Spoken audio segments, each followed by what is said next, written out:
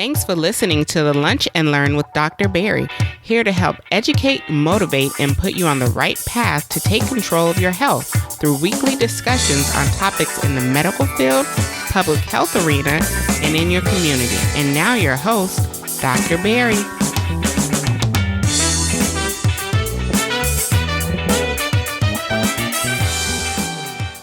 And welcome to another episode of the Lunch and Learn with Dr. Barry. I'm your host, Dr. Barry Pierre, your favorite board-certified internist, founder of drbarrypierre.com, as well as the CEO of Pierre Medical Consulting, helping you empower yourself with better health with the #1 podcast for patient advocacy, education, and empowerment. This week, we bring you a repeat guest with Dr. Nicole Washington, who is a board-certified psychiatrist who focuses and specializes in the treatment of high-performing individuals and helps provide face-to-face services in the state of Oklahoma. But she also does some psychiatric services in Georgia, Louisiana, South Carolina, Texas, Virginia, Tennessee. So she's pretty much where you need to go and where you need to find her. And I bring her on the podcast this week to talk about a very important topic. And I want to, especially the listenership, to kind of understand that a lot of times we talk about the mental health and focus on the mental health and not focusing on the patient. But now we have to focus on, the person who's actually giving the advice, the physician. And unless you've been under a rock, you've probably heard the term physician burnout, whether you read it, where you saw it in the blog, where you listened to it on a podcast. And we're going to be kind of doing a nice little dive into the psyche of physician burnout, why it happens, where it happens, when it happens, and how you can actually deal with it, right? So again, this is an amazing episode. Again, I was glad that, I must have did something right because she came back for another go around for another talking with us. Again, if you don't remember, she was actually on episode 62 with us. Okay, and you know the link, drbarrypierre.com/LLP 062 if you want to check out that episode. So check that episode out. But after you do checking this episode out about physician burnout, and this is going to be the first of a series of episodes with different physicians and colleagues, just talking about what physician burnout means to them and their personal experiences. So like always, if you have not, again, this may be your first time, but if you have not subscribed to the podcast, make sure you subscribe to the podcast, whether it be Apple Podcasts, Google Podcasts, Spotify, iHeartRadio, Overcast. We're pretty much there wherever podcast outlets are. Go ahead and subscribe to the podcast. Leave me a review wherever you can as well, too, just to let us know how we're doing. Let Dr. Nicole know how she's doing well on this amazing episode that I know you guys are in for a treat. So, like always, you guys have a great and blessed day. And again, I'm going to see you on the next amazing episode here on the Lunch Learn with Dr. Barry. One of the sponsors for the Lunch and Learn Community Podcast is the Lunch and Learn Community Store, where you can find t-shirts, sweatshirts, coffee mugs, stickers, and wristbands with the motto, empower yourself for better health. Remember, 50% of all proceeds will go to the 5-Star Scholarship Foundation, where we give out college scholarships to deserving high school seniors across the country. Thus far, we have given out over 20 deserving scholarships to students across the country. So again, 50% of the proceeds will be blessed to the 5-Star Scholarship Foundation. And today you can get the coupon code LUNCH20, and you get 20% off your purchase, and you support these high school students across the country. Again, the Lunch and Learn Community Store is at shop.drbarrypierre.com, and the coupon code is LUNCH20.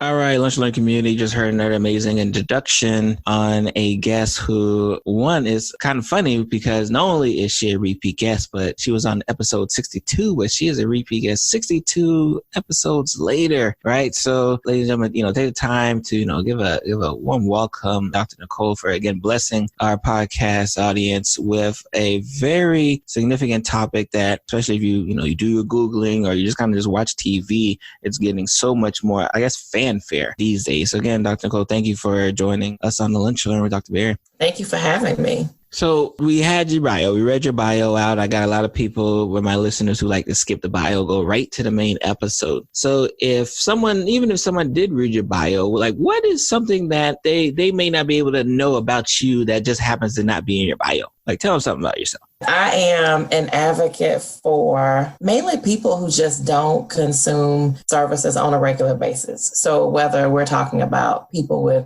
severe mental illness like schizophrenia. We're talking about people of color who have, all kinds of barriers about accessing services, or even professionals, because I think a lot of people think that because you are, a doctor, a lawyer, or whatever you are, that you've achieved that space. So what do you have to be, stressed about? What do you have a need? What could possibly be going on with you that could be interfering with your mental health? You making good money, you got a good family, you live in a nice house, people have a hard time with that. Kind of coping with that reality and what's so funny, especially when you say that, like I see that happen more often, especially in the cases of suicide, right? Especially when it says like a celebrity suicide death, and everyone's almost like, oh my God, I can't believe that happened. How did it happen? It's like, it's almost a shock, because people feel once you meet a certain level of credibility or stature, that for some reason, those same things that happen to you when you're not at that stature can't happen to someone else. Yeah. And it has nothing to do how much you make or where you live or, any of those things. So I want to talk today about a very important topic. I kind of teased it in the introduction about physician burnout. And it's a phrase now, which interestingly enough has its own like ICD-10 code now, right? Because it has gotten such fanfare. But of course, being on the front lines, right, as a physician, as a practicing physician, I really wanted to delve into especially these next few episodes on our series. Just what is it? Who's experiencing it? Where did it come from? So I want to and you being the introduction, right, which again, I'm so thankful for, I would definitely like to kind of start from there, right? Like let's talk about physician burnout and kind of just in general, like what is it? Like what is that term that we're hearing all of a sudden now? So the term burnout, even though it seems like it's become very sexy here in the last year or so, it is a term that's actually been around since the early to mid 70s. There was a book called Burnout, The High Cost of High Achievement that was written in 1974. From that book is where this term burnout came from. Herbert Freudenberger was the author's name. So he defined burnout as the extinction of motivation or incentive, especially where one's devotion to a cause or relationship fails to produce the desired result. Ooh. Okay.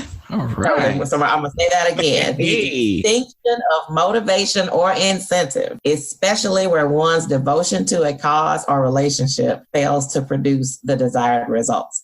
And that is, that burnout. So it's, you were once very motivated. You had a lot of incentive to be devoted to your field. You got out of medical school. You had all the motivation and incentive in the world. You wanted to help everybody. And you start to lose that motivation and you start to lose that incentive. And then because you fail to get the results that you want.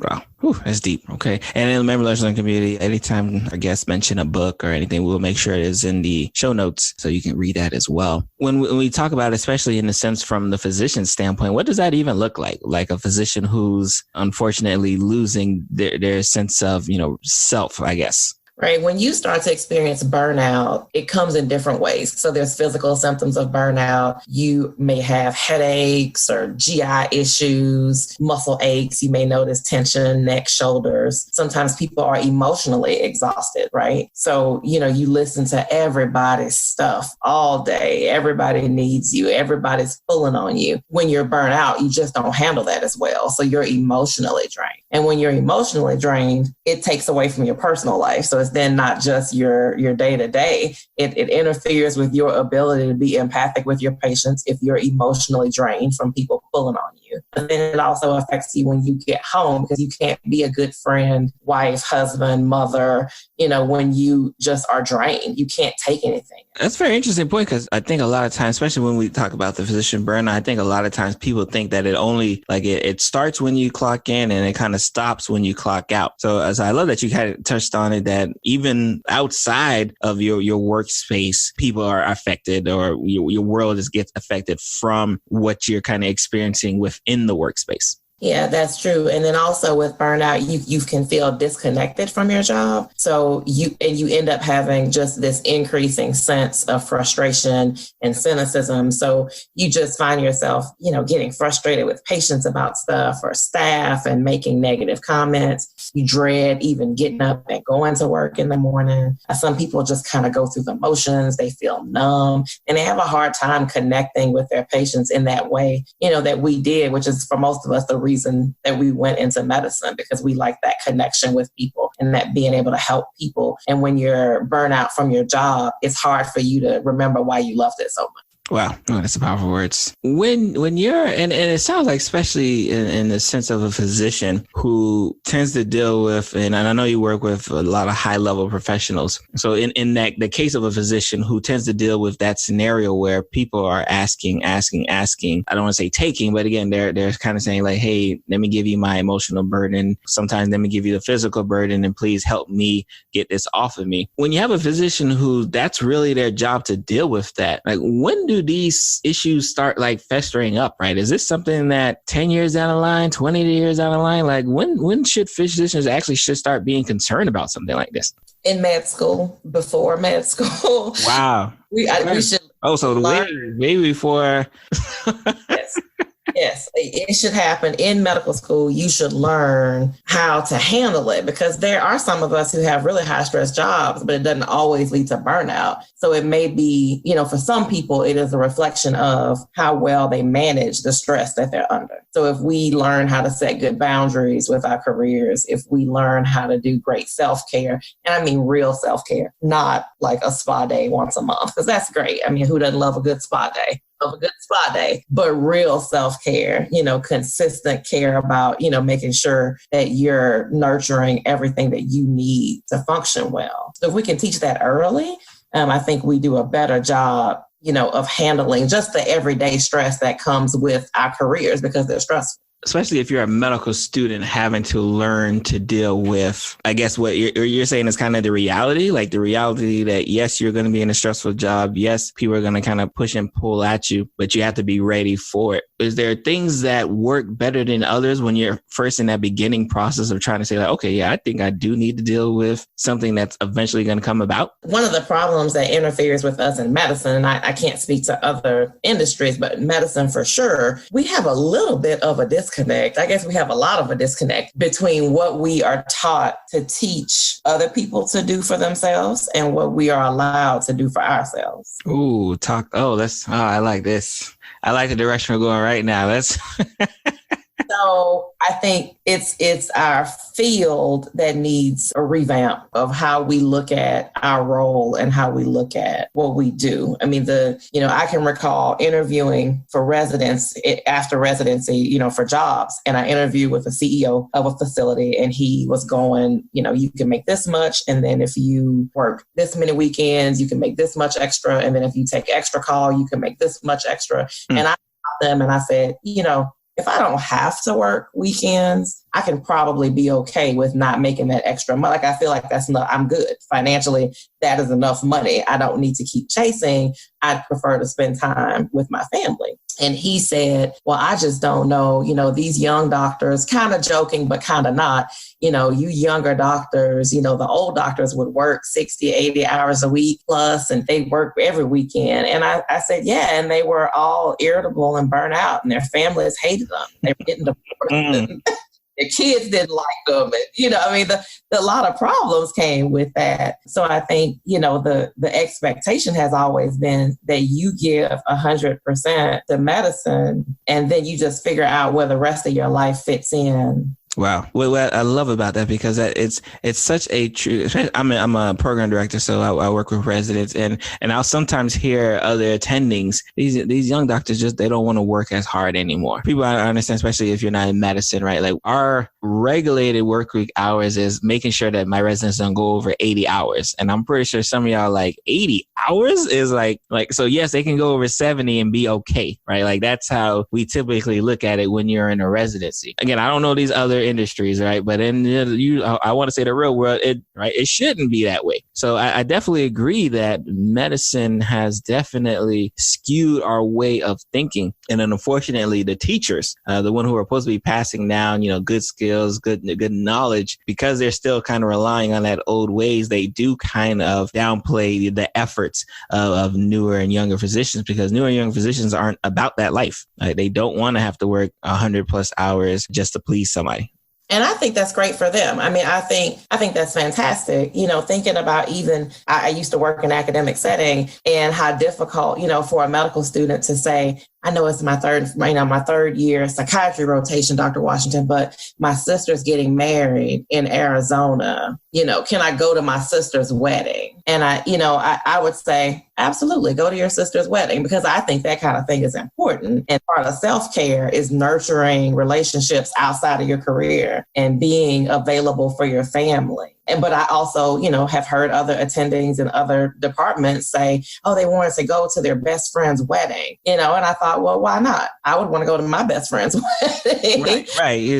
If you weren't in this field, it would seem like common sense. Like, of course you want to attend that wedding, but in our field, it's like, no, they don't want to stay for 12 hours, taking notes. And had the audacity to ask if they could go to a family reunion. Yes, they had the audacity to ask if they could go to a family. They should go to their family reunion. So those are the kinds of things. And even simple stuff like, how many doctors do you know who make regular annual exam appointments or take care of their own things because they have their patients scheduled and it's an inconvenience and they have to, it's just so much that goes into medicine that you end up totally losing and putting everybody else before your own basic needs. Do you find the physicians who tend to err on that side where, they're really gung-ho when it comes to medicine, like they really do a lot of work in that field, tend to have these same types of traits where the burnout comes a little bit earlier? I think a lot of it is just based on who you are, just your priorities and kind of how you manage stress. I know doctors who work tons of hours, but they do so well at setting boundaries when they're not at work, and they, exercise regularly and they take care of themselves, and they, and they seem to do pretty well. But there are those of us who, are not doing as great a job of managing our stress well and setting limits and boundaries. So I think a lot of it is personal characteristics that play a part. Especially with burnout, especially with our system of medicine. And we kind of touched a little bit on it, how it's almost status quo to overwork yourself, and you almost seem like you're outlier when you don't want to. What is it about like just our system in and of itself that I guess takes away the fire that we'll even go down to our pre-medical student, right? That pre-medical student who all they could think about is wanted to save lives. We are, the personal statements, right? Take care of people, take care of people, take care of people. And then sometimes they're not even getting out of school before they're starting to say, I don't know if this is what I really want to do. Like, what is it about our system just in general that kind of continues to fester that? Yeah, it seems like we do a really good job of just beating people down. In general, like we just crush everybody's spirits, up front. It's hard. I definitely know people and med students, like being academics and medical students, who by the end of med school didn't even know if they wanted to even practice. And I have seen, a handful of students not go on to residencies because they said, this 4 years of medical school took me down. I don't think my mental health, I don't think I can handle this as a career. This environment is so cutthroat. So we talk about burnout on one end because just the job itself, just the always having people lean on you, and just the pressure of, everybody's looking at you, and then you have the internet. And anybody can make comments about you on the internet. You can't defend them because you HIPAA. But there's all these things that just come with, even if the job is going well. But then you add in the negative culture stuff, and it just takes them down. I look at it a little bit like I'm not making light of anybody who is abusing, going through an abusive situation. But I think if I have a person standing in front of me who is dealing with significant abuse, whether it be verbal, physical, whatever. And then in my treatment with them, I only focus on them and coping skills. And they're, let me give you an antidepressant. Let's work on your coping skills. Well, yeah, that person needs good coping skills. We all do. But I need to be focused on this toxic environment that they're in that is abusive to them, not telling the lady who's abused, well, we just need to work on your coping skills. If you just had better coping skills, how about you do a spa day once a month? How about you, make sure you turn your emails off at night? How about, that's not going to change the fact that that environment is so toxic. And some of our work environments are toxic. Not every environment in medicine is, but some of our work environments are so toxic and almost abusive to the people that work in them that, talking about the regular burnout stuff about self-care and all that, it's kind of a moot point because, I can go to spa days every day, but it's not going to change the fact, in this toxic work environment. And I love that, especially because I'm hearing it, right? And I'm thinking about, as a program director, right, being in the graduate medical education side, even now, when I tell you that the burnout's gotten such a, and I don't want to say popular, right? But because more people are talking about it, what's been happening now is this push on wellness. And I think it's so funny, the push on wellness, like, oh, we got to make them well. We got to make sure they're doing well. We got to make sure they're getting sleep, because it seems like no one really wants to talk about, well, hey, like your system is causing this, right? So yeah, you can have 1,000 different wellness efforts, but if you don't have 1,000 fixes to your system, especially, and again, I can talk candidly because I'm in GME, right? Like if you don't have 1,000 fixes to your system from that aspect of itself, right? It doesn't matter how many wellness retreats they go to, right? It doesn't matter how much sleep you give them. It doesn't matter how much hours they work because they're not happy. Right. Like it's like, that's really like the crux of it. So I love that aspect, because sometimes I think that's, and again, it's easy, I think, when you're not in the zone, right? Like, or quote unquote, you're not in the club, right? When you're not in the club, it may be easy to kind of focus on like, oh, well, they're just not coping well. Right. Or, oh, they got so much money, what they worried about. And I love how you talk about like, no, like we got to look at the system itself. Right. And I think that's something that really people don't really talk about when they talk about burnout, because most of the burnout focuses on the physician. Like, why isn't the physician happy? Like, why isn't the physician, they got all the money. Why can't they just, cope how they need to cope? Like, what are they, quote unquote, sad about? So I'd love that aspect of it. And I can only imagine it. Like I said, I'm in GME. I used to be in private practice. I got some private practice stories as well, too, to kind of see where that goes. Absolutely. My time in academics was very interesting, because I do think that's where we make change. We make change with creating systems for our trainees so that when they get out and get into leadership systems, they will demand, basically. I think a lot of our trainees, millennials, and people give millennials a hard time, and the millennials don't want to work, and I get it. I cannot ever blame somebody for saying I don't want to work 80 hours a week. I get it. I don't want to work 60 hours a week. How about that?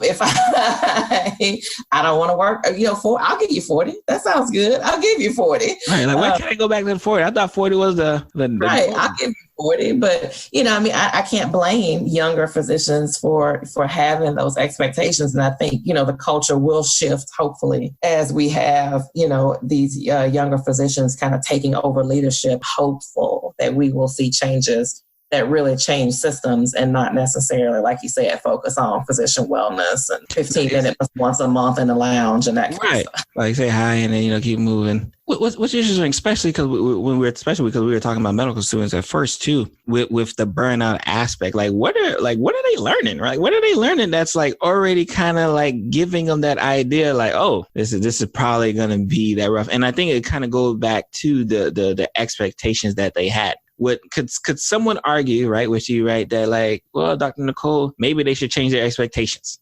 And I do think that's part of it. No, I do think that's part of it. I think when you go into any situation with unrealistic expectations, it can be difficult. But we also still very much have in medicine, even at the medical school level, this, you have your gunners and you have this culture of, kill or be killed. And there still may not be this, collegiate relationship among the students because they're all vying for, I need to do better than you because I want this spot. And, and then you create, now we have students coming in who have the pressure of knowing that we're no longer at a place when you and I were in med school where there were spots to scramble into and there were extra residency spots that went unfilled. And so we knew we could probably find a place somewhere. It may not be, you think, okay, well, it might not be my number one or two. I could probably find a spot somewhere. Mm-hmm. But these students have the additional pressure of, am I even going to be able to find a residency spot? So you hear all of that, so that there's that stress from day one. And then, and the culture at our medical schools is still very old school. It's still very kill or be killed. And you gotta, it's still very, very competitive. You touched on it because I didn't even think about that, like how competitive it was when you were. I didn't even think about. I forgot about how competitive you had to be, and I hate to say you had to be it, but you kind of had to be it when you were pre-med and you were in those undergrads and you were studying together. You were studying those, those MCAT board questions, but because in your mind, you felt like if I missed this one question, that person next to me may get the spot that I want. And you're right. I think a lot of us forget, and I don't want to say forget because maybe we're never encouraged to do so, but I think a lot of us never turn off like, oh, hey, by the way, guys, we're here now. Like we're in the school. So we probably don't need to fight because again, I went to NSU Com. They changed the name, but went to NSU Com and we had 200. We had 200 plus in our class, but still, even with that 200 plus, there's some, like you said, there are some people who they kept to themselves. They studied by themselves. They didn't want anything to necessarily do with the majority of the population who might have been more, collegial and just kind of like buddy and together. Cause we felt like, hey, we're already here. So we don't need to work hard. Let's work together. So, and then I think that process starts right over again when it's time for, getting on, getting residency interviews and getting residency spots. And then that process, when you become a third year resident, you're doing it all. So yeah, I forgot about that. Yeah, we do that even in pre-med. Yeah, and as many students, the medical students are concerned about not having enough residency spots to fill into. Because we sure we're building a new medical school every turn, and we're not creating new residency spots to match the number of students that we're turning out. So somebody's going to be left, without a spot. So then that creates even more competition, for the students. They just don't know what to do. Yeah, that's wow. I didn't even think about that. Oh yeah. Okay. So our system, right? The way it goes, it's going in a direction where the spotlight is now kind of highlighting it like, hey, something is wrong. If you had to focus on, and we talked about different levels, if you had to focus on different levels of ways to correct, like, would you be more on the, like, after they're a physician side and kind of working in the medical system, or would you be during the medical school aspect of it? Or even in the pre-med aspect of saying like, hey, this is some of the reality you're getting into. So please be prepared. I think I would hit trainees. I would hit med students and residents. So I think for medical students, one of the things is, and you can think back to your training. I know most med schools haven't changed. We don't do a lot of talking about the business of medicine and that side of medicine. And we talk a lot about treating patients, and we talk about, this is what you should do, and this is what evidence says you should do. And we need that foundation. I'm not saying we don't. But then as a student, you don't have a good feel for, well, what is the business side of medicine? What is the reality of what I'm about to jump into? Like, what does it mean I want to do family medicine? What does that mean? What does that mean for me? Does that mean, I'm going to see patients every 15 minutes and they're going to have lists long as their arm and that, is that what that means? Am I going to constantly feel like I'm not making a difference? What is it? What is that going to look like for me? And I think we don't do a good job of pairing students with necessarily mentors who actually are out practicing in the fields they think they're interested in, for them to really get a feel for, okay, this is what it's really like. But somebody who's not going to scare you and say, get out while you can. Like, you want somebody who's going to tell you the really bad things, but these are the really good things. And this is why I keep doing it. And this is why I love it still. You need balanced people to give them realistic expectations and to learn a little bit about the business of medicine. For residents, I think the focus should be on just life and just living. Like, what does your life look like? Because I think you're laying in residency a foundation of how I'm going to practice for the rest of my career. So I think they should focus on not only making sure they get the knowledge they need and get the patient numbers in, I get all that, but how do you live life? Like, how do you nurture your personal life in addition to your career? Because you have to have balance. And the people that don't have balance are in trouble. Like, they need balance. And to learn that as a resident, because it's really hard for 3, 4, 5 years, depending on your specialty, you literally cut off all relationships with people you love and care about, and you don't talk to your best friends and your family, and you don't hardly go to church, and you get all fat because you don't work out. You do all these things, and all of a sudden you're an attending, and it's like, okay, go figure it out. Go figure out how to be a normal person again. How to reconnect. Yeah, go reconnect with people you've ignored for 5 years. Go, it'll be fine. I mean, you just have to, I think, help them too with the expectations of what it's like to practice in the community. I trained in a program that we didn't have our own university system. So we had to, we did all of our rotations mostly in community systems. And so we learned a lot about how that worked in reality. But people I know who worked in closed systems, it was kind of a false sense of what like it's really like when you're out having to deal with managed care and having to deal with, community-based systems. And it just takes a lot of adjusting and getting used to. And people think, well, this is not what I signed up for. This is not how I thought it would be, because we don't train the residents a lot in the business part of medicine and how to function outside of residency. And what I love, especially because we kind of mentioned the business part of medicine, like I've seen people, in fact, I saw the meme like probably the other day where they talked about just the growth of like administrators versus the growth of physicians in healthcare, especially in regards to salaries. And because again, when we talk about physicians, we don't think money's evil over here. We like money too. And they talked about just the amount of cost that's going towards administration aspect, the business of medicine. But then you see the growth of physicians, not even a sliver of the mountain. And I 100% agree. Teaching the business at multiple different levels will go so much further, because I think sometimes the financial remuneration that they were expecting isn't there because, they're not seeing that many patients. And you kind of alluded to the 15-minute. And I always like talking about the 15-minute because a lot of times people think, well, if my physician doesn't care about me, they try to get me in and out. And I promise you, it's not that a physician doesn't care about you. It's just that they are in a system that unfortunately rewards seeing more people. And if I need to maximize my hour, right, that I'm seeing, I'm going to try to see at least 4. I say 15 minutes, but I'm really thinking 10 because I'm hoping I can get it in and out your room in 5 minutes. Because I did outpatient medicine. Honestly, we had, for full disclosure, we had a person who came to our office who timed everything we did in a day. So they would time how long it took a person to, come to the front desk, sign in. And then when they sign in, how long it took them to get to the back for my MA to see him. And then how long it took for my MA to see him, for my MA to put him in a room. And when my MA put him in a room, how long it took for me to go to there. And then for me to get out of there. And then for them to go to the front office. And then for me to finish the note. They timed every single thing to the point where they even recommended switching like how the room was set up. Because they're like, Dr. Pierre, if your chair is on the opposite side of the door and you got to cross your patient, I know it's crazy, right? If you had to cross your patient, right, they may ask you another question. If they ask you another question, that may, take a couple of minutes. So you imagine that a couple of minutes times 50 patients, right?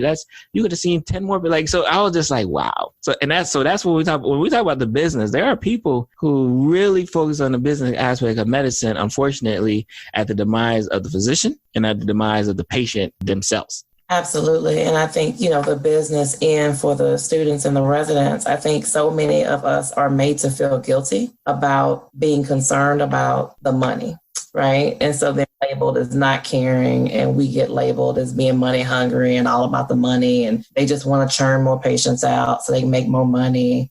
They don't care about us, they don't care, and that's not true. But I think in any of us, no matter what you do, you want to make what you can make, and you want to be able to make for your industry what is a good living, and I think a lot of us are made to feel guilty in medicine. Like we shouldn't care about how much money we make because, we should just do it. And I think people have a false sense, so for students and residents, I think it's helpful to, just kind of make that a little more normal part of conversation and understand that that's part of it. This is your career, and that will play a huge part in your satisfaction in your career and your burnout and that will play a huge part in all of that. I was reading, I think it was like the wrong one, but I was reading some article that talked about how the businesses, right? The businesses at hand, hospitals, health administrations, because they know our love for the patient, right? Because when we talk about physician burnout, yes, the physician loses, but the patient ultimately loses as well. So when we talk about this, our love and care for, wanting to take care of people, sometimes they use that against us, right? And that's where this talk of all that doctor cares about is money comes from. It usually comes from people who are making money off the doctor. Right? And they're like, well, you shouldn't be focused on that. And they know that because we love our patients, we care for our patients, we'll go the extra mile for our patients. We'll spend extra time for our patients. We'll stay longer. We'll come in earlier. We'll do all these things that are unfortunately detrimental to us because of the goal of, taking care of our own. We'll not spend time with our families in the evening because we're charting from the day of the people we saw because we didn't have time to see all the people we needed to see, give them the care that we felt was really good care, and chart at the same time. First of all, amazing episode. Before I let you go though, is there any, especially for, let's say you got a physician right now who thinks like, hey, you know what? I think I may be burning out. Like, I think I feel like I've read enough articles, like I've listened to enough podcasts, I've seen enough videos. Like, I think I may be ready. What do you tell them, right? Especially because again, you tend to deal with so many more high level professionals, right? What do you tell them? Like, what can you say at this point? So I always call it crispy. Like that's when I, for my own self, when I say, oh, I'm feeling a little crispy. Like I'm feeling things are getting a little hard. I'm getting hard on the outside. Like I need to do something. So, the first thing is just being okay with it. Like recognizing that you're human and recognizing what your signs are and what you need to do. I recommend that people take their vacation regularly. I think that helps. I worked a job once where I had 330 something hours of PTO racked up because I never took leave, because it's painful for me to take leave because I would either pay for it on the front end or the back end,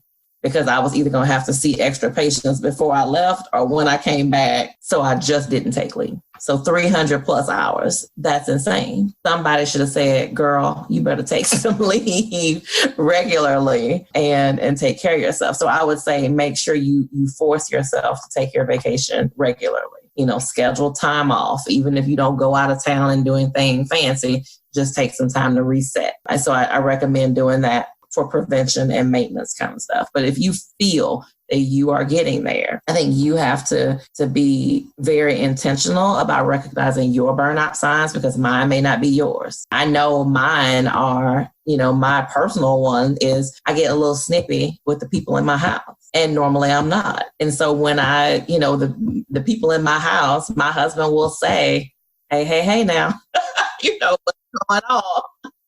I didn't do anything to you. And I go, oh my God, you're right. Like that's how I know when I'm getting to that point.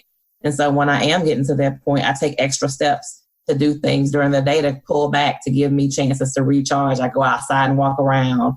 I make sure I take lunch away from the building. I do things, just little things to help me kind of decompress. I focus a lot more on my gratitude, because sometimes I get lax and I don't do my gratitude work like I should. But at the end of it all, if those little things don't work for you, then go talk to somebody. Like realizing that going to talk to somebody or doing therapy does not set you up for a lifetime of going to therapy. I think that's always people fear. Like if I got to see him 1 week, I got to see him for the rest of my life. Yeah.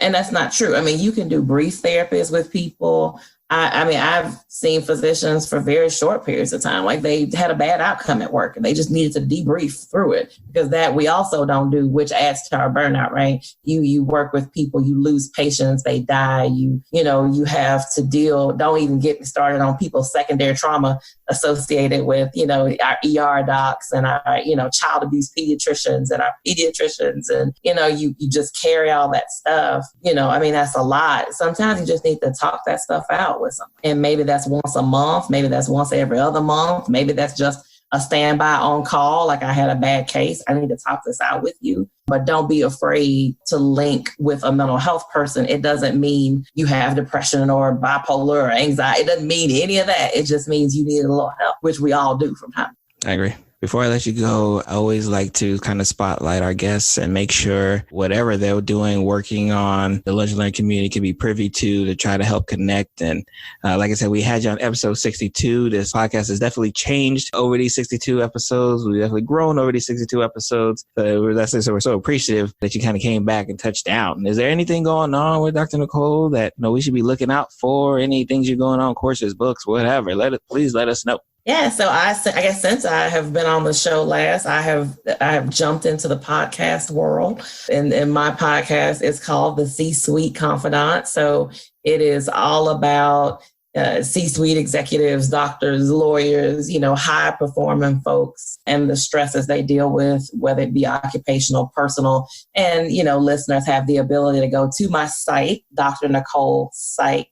.com, DrNicolepsych.com, and you can go to the podcast tab and you can leave me a question. So if you have a work issue or there's something going on and you go, I want to know what the psychiatrist thinks about this that's going on, and you can leave a voice message on the website and I will respond to people's questions on the podcast.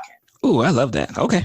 Remember, links will definitely be in the show notes because that's a very interesting thing. I need hop on your podcast so we can talk about the life of an internist, program director, and the stress they got. Yes. So let's make that. I'm putting it out in there right now so we can make that happen. Absolutely. Especially sometimes you got to just say it out loud, right? Because when we talk about affirmations, right, you keep an affirmation inside so you don't try to disappoint yourself, right? But as long as if it's blurted out of there, now you got a whole bunch more people to disappoint, and you don't want to disappoint nobody. Absolutely. And last question, how is what you're doing right now helping others, especially other physicians, really empower themselves to take better control of their health? I am all about us just taking our lives back and taking our mental health into our own hands. I think we have just for so long worked really hard to pretend like we didn't have issues, because how can we help people and have our own issues? And that is super flawed thinking. But I just work, through my practice, I work with physicians who are having untreated mental health disorders. I mean, you mentioned physician suicide earlier. We think we lose about a physician a day in this country to suicide. But those are just the ones we know about, and those are just the ones we lose. What about the ones of us who are out here suffering and depressed and anxious, and every day they think, I wish I wouldn't wake up tomorrow? And, those are the ones, because like you said earlier, it's not just about us, it's about the care we give to patients. And if you're impaired, you can't give good care to other people. It affects your patient care. So, through my practice, I work with doctors in 7 states now: South Carolina, Tennessee, Virginia, Louisiana, Texas, Georgia, Louisiana, Oklahoma. And I can, work with them on addressing and have previously not dealt with mental health issues. Love it. What's the website again so people know how to find you? Where can they find you at? If any social media outlets? And I am on every social media platform at Dr. Nicole Psych, DrNicolepsych, and at the website, drnicolepsych.com. And there's podcast tab there. There's clinical services information there. And so you can find everything you need to know about what I have going on through that site. Yeah, Dr. Nicole, thank you for really enlightening the podcast audience to a topic that's very serious. Again, I know it's getting a lot of fanfare now, but it's because it is extremely important. And patients, especially those who are listening, don't think that this is just affecting, because again, these physicians who are burnt out, are still going to work. Right. And they're still taking care of your mom, your dad, your grandpa, your grandpa. So again, do not think that this is just a physician only problem. Please, thank you for joining the podcast again. Thank you for having me. Thank you for getting to the end of the show. I am your host, Dr. Barry Pierre, host of the Lunch Learn with Dr. Barry, and this is another amazing episode that we like to bring to you week after week on betterment of empowering yourself for better health today. If you have not had a chance, please go ahead and subscribe to the show if this is your first time listening. If you already listen and you've already subscribed, make sure to leave me a 5-star review, because your support is absolutely important in keeping the show moving as it is. And if you have not had a chance and you want to check out today's show notes, always head over to lunchlearnpod.com. That is lunchlearnpod, all in one word.com, and you can get the access to my show notes for every single episode, but especially the one you just listened to. And I'm going to see you guys next week. You guys be blessed. Bye.